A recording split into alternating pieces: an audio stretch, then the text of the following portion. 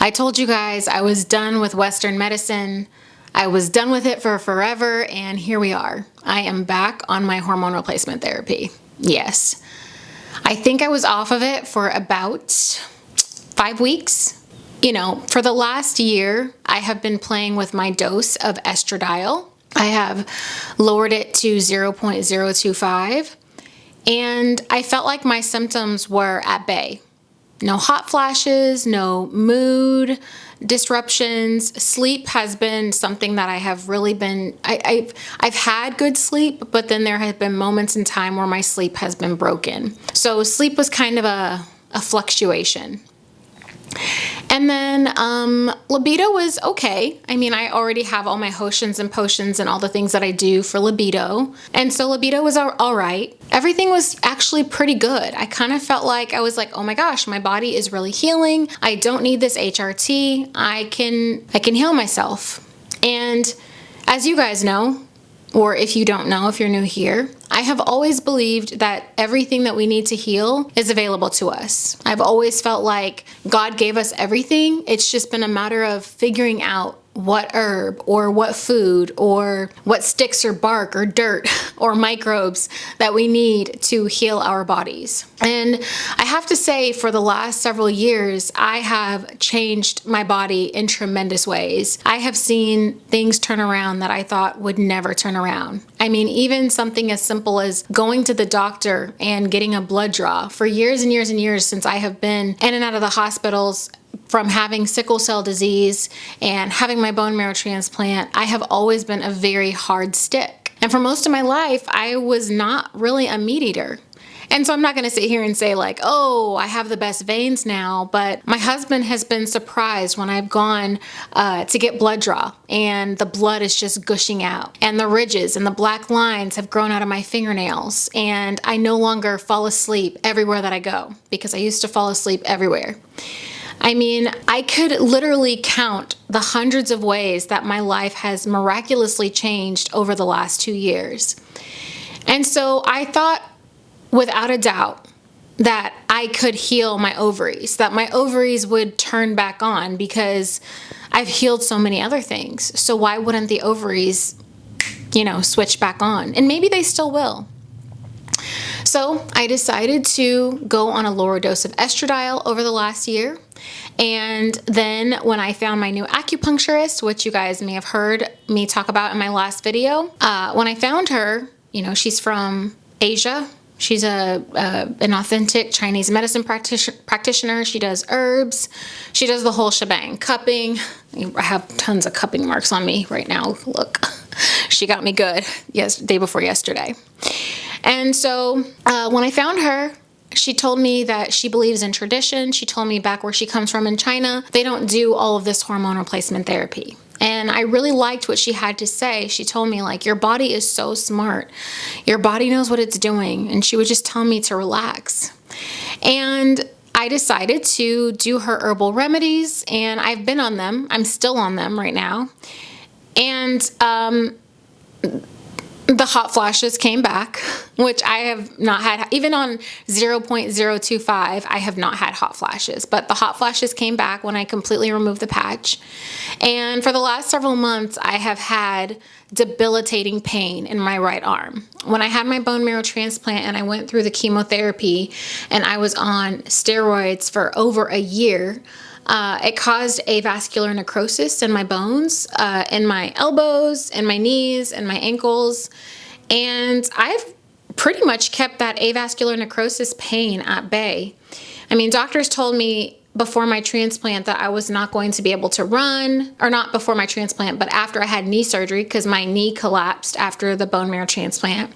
They told me I'm not going to run. They told me that I would need to take it easy with physical activity, but I always have the mentality, don't tell me what I can't do. So I have exercised for the last 10 years. I have built up my bone density every year, or not every year, but for a while, it was every year that I would go back and get my bone density scans. They would tell me that my bone density was better and better every single year. And I'm supposed to go back to Los Angeles in November to get another bone density scan to see how my bones are looking 2 years later since my last scan. And so bone density has been amazing. And even when I have had pain, joint pain, I have always pushed myself to be like, I'm going to work out the bones, because I learned early on that just because I was in pain, that didn't mean that I was healing. Because when I first started working out, I would go to the gym to get out all my anger and all my frustrations, and I would be lifting, and it would put me into debilitating pain.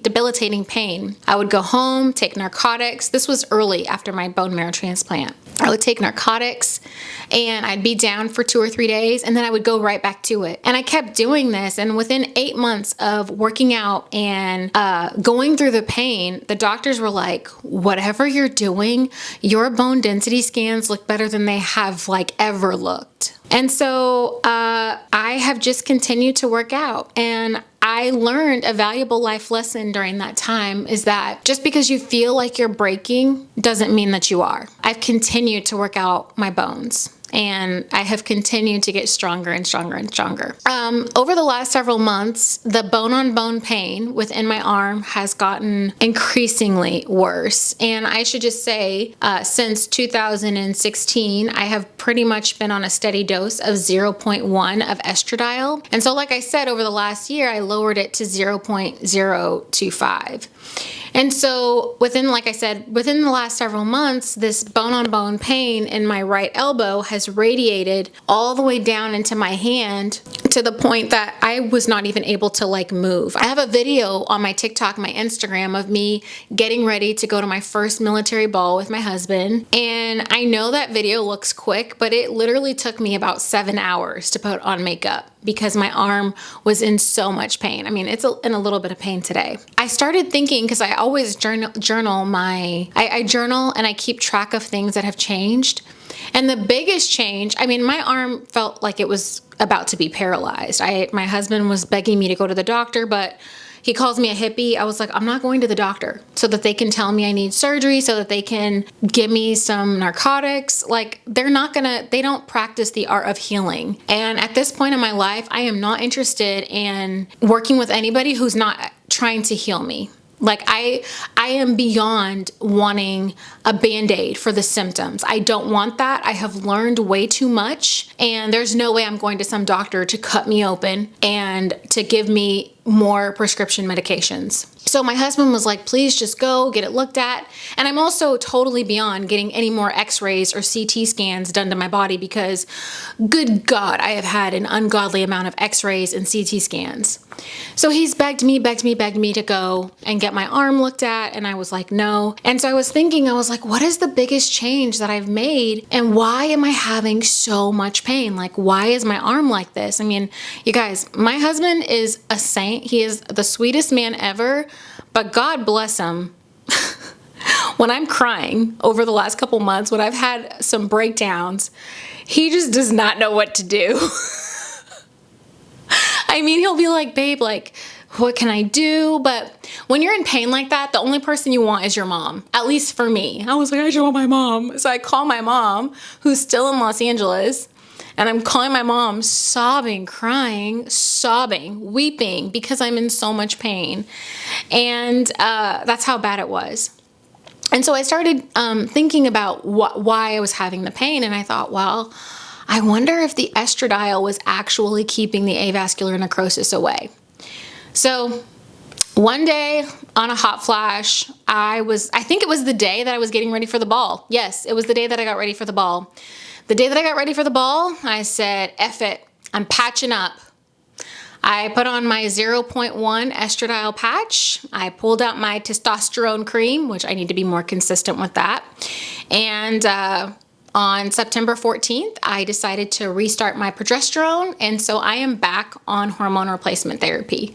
And since being back on it, the pain has gotten a lot better. It's not 100% better, but it's gotten a lot better. And like I will say, I told you guys in some of my previous videos, my homemade ginger kombucha helped tremendously. Eating certain probiotic strains of yogurt have helped me, but it was just too out of control. This past week, I was at the gym, actually after a day of having an appointment with my acupuncturist. You know, she is very just like, it's in your mind. She's like telling me, it's in your mind, it's in your mind. Like, you just need to relax and just be at peace. And I have been listening to so many Mary Rudick interviews. If you guys don't know who she is, she's a woman who has spent a ton of time in the blue zones. And I have just been listening to her and soaking up all of her information, and Dr. Natasha Campbell McBride about the GAPS diet. I have just been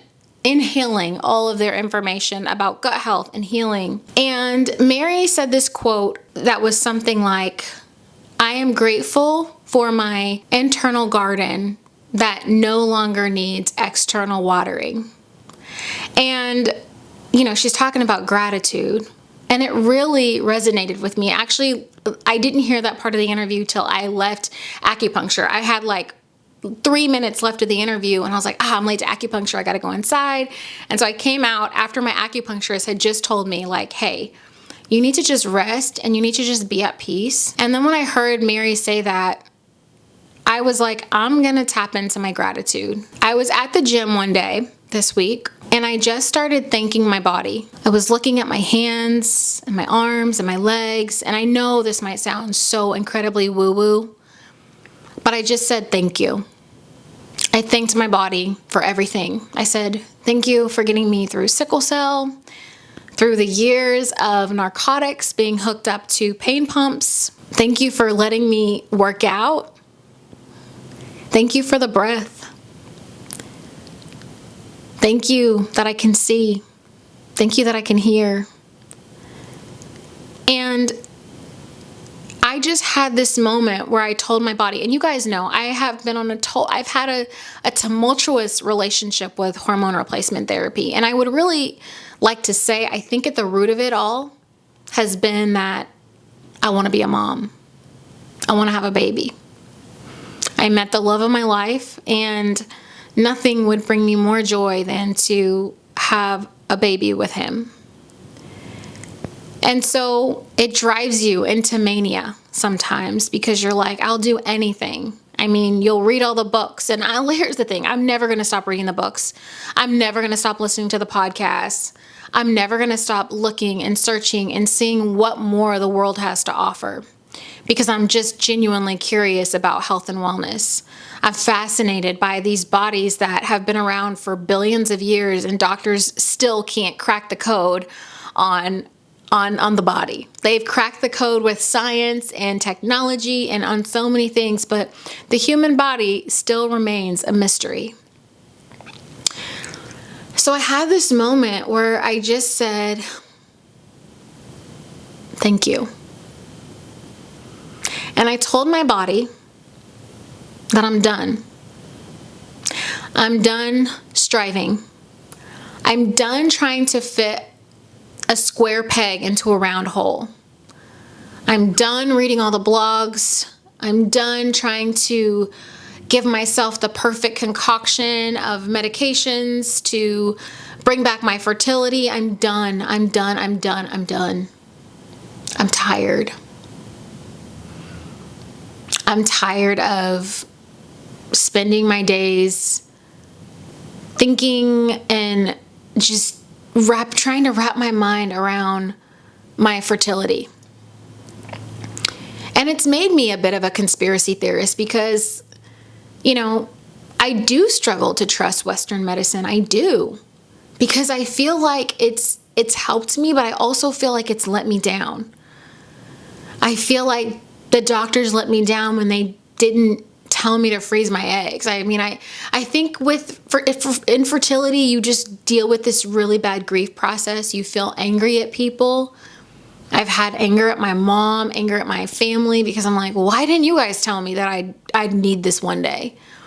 And it's a process. It's a process.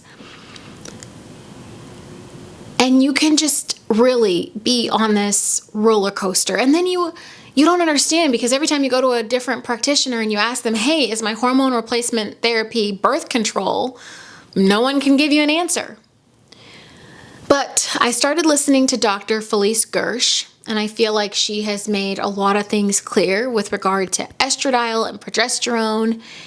And I've just decided I'm not going to be a conspiracy theorist anymore.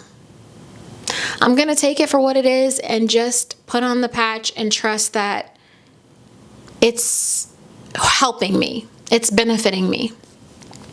Just pray over it and trust. I've also come to the realization that sometimes the prayers just don't get answered. And sometimes we may not ever understand why. I think that I don't know if this is something that I'll ever get over, but I do know that I have so much to be grateful for. There's so many people, and I never want to forget, because I was one of those people that lived in the hospitals. There's so many people who are in hospital rooms right now who can't walk. There's people who were born with mental defects and people who are confined to wheelchairs, and they cannot even talk or express themselves or ask for what they want. They can't enjoy a nice toasty piece of sourdough bread. They can't walk around or use their legs. There's people who can't eat, can't swallow. There's young children who I've seen who have passed away from childhood cancer, and they'll never get to meet the love of their life, and they'll never get to become pregnant, or they'll never get to be able to do the career that they were dreaming of doing. They'll never get to travel the world. And so I know it's not fair for me to compare myself and to be like, Sierra, you have to be happy because you have all these things. So I don't want to compare myself, but there's always someone who is wishing that they could have what you have. And so even in the midst of this great pain, this great pain of fertility being challenged. At one point, I couldn't even say the word infertility because I felt like if I'm adopting that word, then everything's going to be bad. But even in the midst of being challenged with fertility, I'm grateful. And I'm done chasing. Like I said, I don't know what the future will hold. I don't know how it's going to pan out, but there's a lot to be grateful for.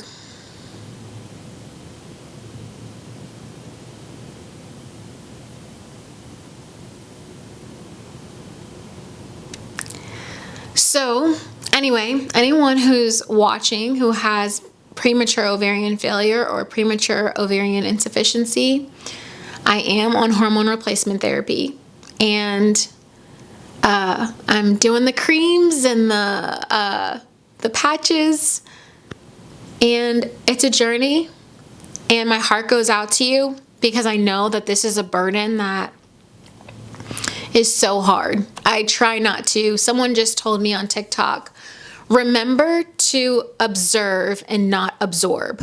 And I'm 100% someone who absorbs. I feel other people's pain so much. It keeps me up at night. And it's something that I have to work on.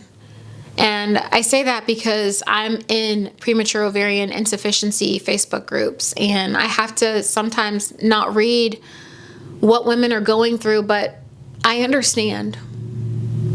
This is a burden that you wouldn't wish on your worst enemy, especially if you're someone who's married to the love of your life. You wouldn't wish it on them because it feels like you're helpless and like there's just nothing you can do no matter how hard you try. But God is with us, and I have to say that God has provided everything for me. Everything in my life that I've ever wanted, I mean, there's like one thing, there's a couple things that never came to fruition. And I still wonder about those things. But so much has worked out for me. So many of my dreams have come true. And so I'm going to be grateful for that. And I want to say, I think that I thought that because God has come through for me so many times, I think that I thought that he would 100% come through on this. I think that I thought that if I just worked harder, prayed harder, became more still, did all the things, that I'd get my miracle. And who's to say that I won't? But I'm at rest now. I'm truly at rest. And everything that I do is going to be because I want to, because I want to feel healthy and I want to feel good. I'm not going to continue to torture myself with the baby, the baby, the baby. Yeah, do I have visions in my head sometimes of seeing her crawl on the floor while I'm cooking in the kitchen? Or becoming a grandparent one day. I think that's also the hard part about this is you miss out on so much. You see people not only raising their children and moving forward with their families, but you see the birthday parties and the graduations and the anxieties and the highs of making their dreams come true on Christmas morning and Easter and the Easter egg baskets and the Halloween costumes and the stockings and the birthdays and just all the celebrations and the play dates. And even getting to make friends with fellow moms, because when you're in my position, sometimes you feel like you're stuck in purgatory, like, I don't fit in with the moms, but I also don't fit in with the single gals. It's hard sometimes. And then you feel like, wow, like the grandparents stage, you know? You wonder, like, wow, like we won't have the grandkids. There's so much that rides on this that I don't think that people think of. And I would 100% appreciate if you did not write in my comments about adoption. Of course, I know that there is always adoption. But God definitely did create us as human beings. To many people have the desire to procreate, and that's okay. And I have learned that just because a couple deals with infertility, that does not make them responsible to save the world and to save other people. If that is something that's in your heart, then you can do that. And I'm not saying that that's something that we don't want to do. I mean, we're still figuring things out. But it doesn't take the pain away. Especially when you just want to see a manifestation of the love that you have with your husband and a little person. The beautiful qualities that my mom has taught me. I'd love to be able to see some of my mom and my daughter. Funny enough, my mom often tells me that she sees my grandmother in me. So, it's a pain. And the pain has definitely been the driving force behind my neurosis at times. I'm on HRT, I'm not on HRT. Screw Western medicine. I love Western medicine. But I'm done chasing. And I'm done striving. And it is what it is. Today the sun is shining. I'm going to get to hold my husband's hand and go for a really long walk because we love going on our walks. And I'm going to be grateful for today. So wherever you are in your premature ovarian challenges, I just want to encourage you and support you. You're not alone. I'm with you. It's a process. But I also just want to remind you to be grateful. Even in the midst of your pain, like I kind of talked about earlier, about how I kept going to the gym and working out, and I'd be in pain, but I'd go back. I just want to encourage you that even though you might be in pain after that workout, you're getting stronger. And I am reminded of that lesson that even though I'm in the midst of pain sometimes, I'm getting stronger and stronger and stronger. There's a passage in James that talks about that. Consider it pure joy. So consider it joy when you face trials of many kind. It develops perseverance and all those other good fruits of the Spirit. So I'm with you. I'm rooting for you. You're not alone. But bask in gratitude. You can talk, you can walk, you can eat, you can love. You still have so much love to give. And I know that for myself too. I still have so much love to give. And I'm going to keep giving it. So that's my update on HRT.